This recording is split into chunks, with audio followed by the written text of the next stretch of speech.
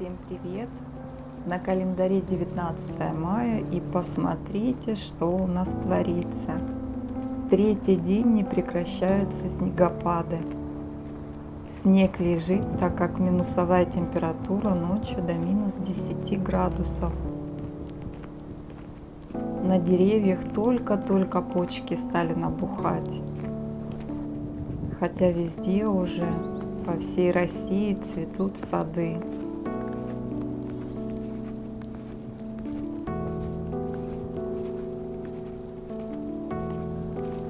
Я когда начала снимать, спустился сильный опять снег.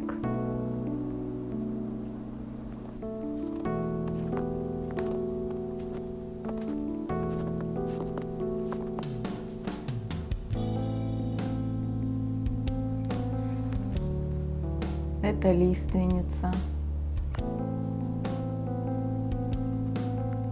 Пробились такие зелененькие почки. Ну и голубика, она самая первая появляется.